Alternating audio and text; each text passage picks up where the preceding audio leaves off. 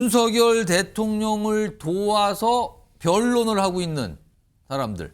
그러니까 윤석열 대통령 대리인단이라고 부르죠. 어제 특히 이제 홍장원 차장, 전 차장을 뭐랄까요? 이 질문을 던지는 거죠. 그러니까 이걸 신문을 했다고 할까요? 그 현장에서. 뭐랄까 질문을 던지고 어떤 답변을 좀 이끌어내려는 모습들이 있었거든요.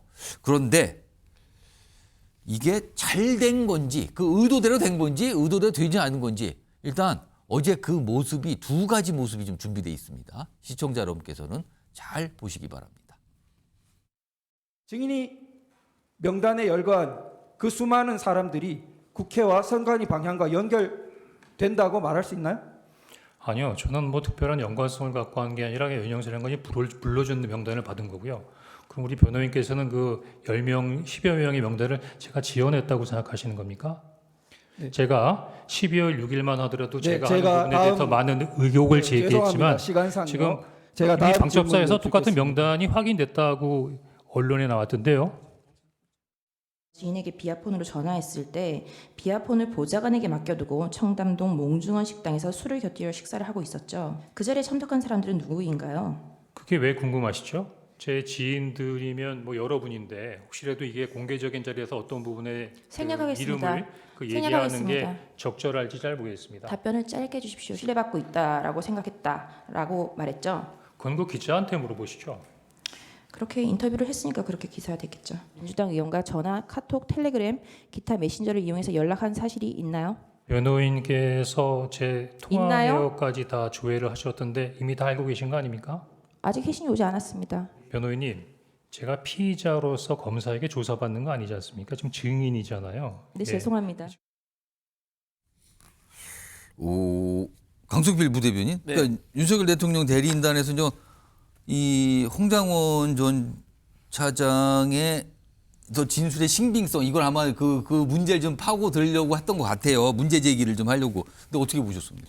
그러니까 이제 왜 그런지 이유는 제가 잘 모르겠지만 윤석열 대통령의 변호인들이 상당히 준비가 부족한 것 같아요. 그러니까 보통 우리가 국회에서도 질의를 준비를 하잖아요. 예. 그러면은 인사청문회라든지 그런 거 질문할 때는 제가 뭐를 물어봤을 때 예. 상대방이 뭐라고 답변할 것인지 예상은 해야 됩니다. 그래서 A, B, C로 대답을 한다고 하면 A라고 할 때는 나는 뭐라고 대답을 하고 어떻게 반론을 하고 예. B는 어떻게 이런 것들이 철저하게 준비가 되어 있어야 되는 거죠. 예. 근데 윤석열 대통령의 변호인 측 같은 경우는 너무 1차원적으로 단순하고 홍장원 차장이 바로 객관적으로 대답을 해버리면 할 말이 없는 겁니다.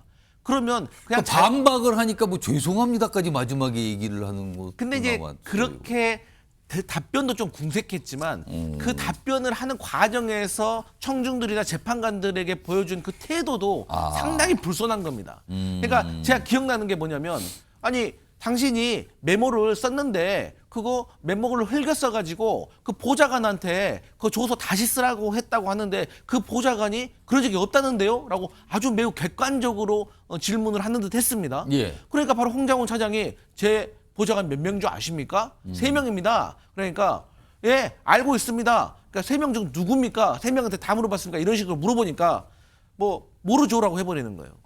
그런 상황에서는 A, B, C 중에 제가 A한테 물어봤습니다라든가 아니면 3명 다한테 물어본 다음에 그런 질문을 해야 되는데 예. 이러한 것들이 대표적으로 조금 준비가 많이 부족했던 것이 아닌가. 그러면 이런 것들이 결과적으로 윤석열 대통령을 변호하는 데 있어서 상당히 불리한 상황이고 홍장원 국정원 차장의 어떤 진술의 신빙성을 더해주는 오히려 소득이 없는 신문이었다 그렇게 보여집니다.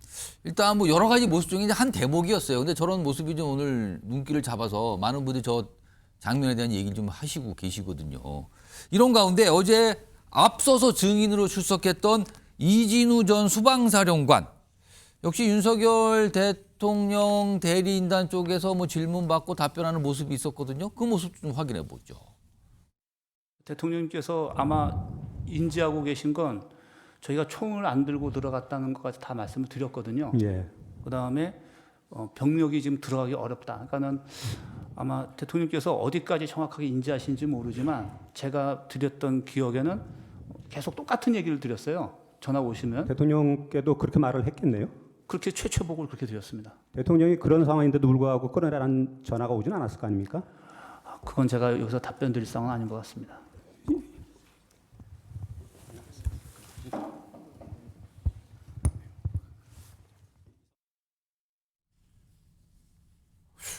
이거 안주성 변호사. 네.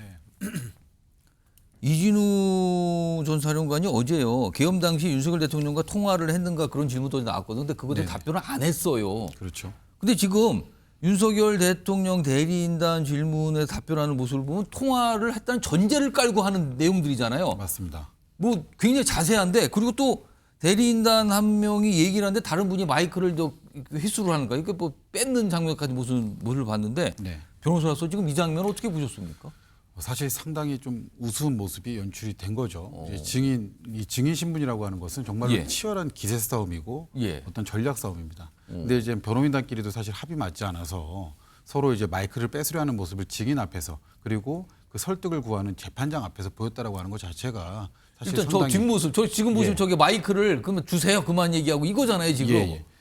사실 지금 이제 배진환 변호사 입장에서는 이제 증인이 이런 말을 할지는 몰랐을 겁니다. 그래서 자신이 어쨌든 반대 신문을 하다가 이런 것들이 나왔기 때문에 예. 어떻게든 수습하려고 계속 신문을 이어가려고 했던 것이고, 근데 이어가면 이어갈수록 어떻게 보면 숨기려고 했던 윤 대통령이 직접 통화를 했다라는 사실이 점점 구체화되니까. 그러니까 대통령께 말씀을 드렸다는 얘기가 이진우 전 사령관한테 나온 거예요. 그렇죠. 이게 지금. 그게 점점 구체화되다 보니까 다른 이제 대리인이 이제 그것을 마이크를 회수하려고 했던 그런 모습이 연출된 거 아닌가 그렇게 생각이 좀 듭니다.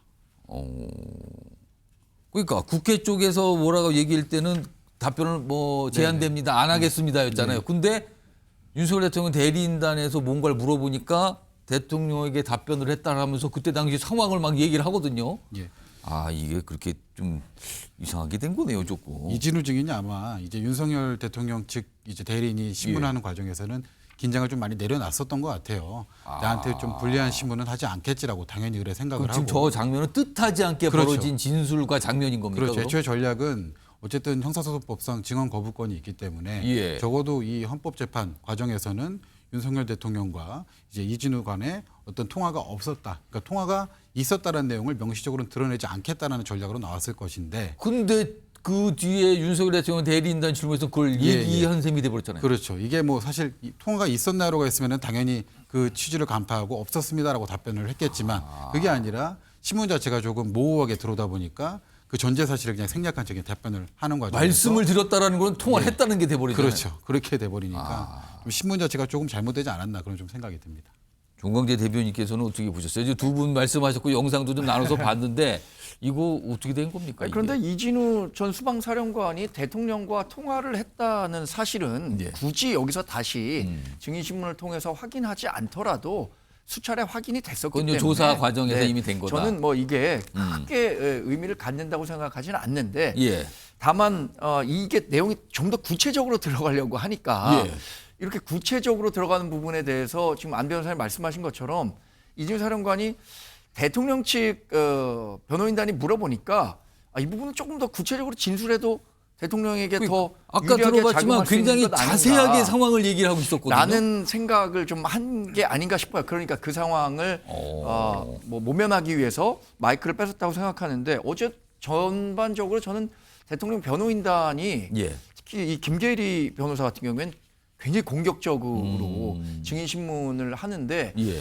그것이 과연 대통령의 그 변호 전략으로 유효할까라는 부분에 대해서 좀 의문이 있었습니다. 예를 들어서 뭐 시간 갑니다. 뭐 답변만 하십시오. 예. 이렇게 증인이 얘기하려고 하는 부분들을 막 이렇게 자르는 모습들을 예. 재판관이 봤을 때는 뭔가 뭐 윤석열 대통령에게 불리한 대답이 나오려고 하면 자르는 거 아닌가라는 인상을 줄 수도 있을 것 같아갖고 예. 좀 안타깝게 봤습니다.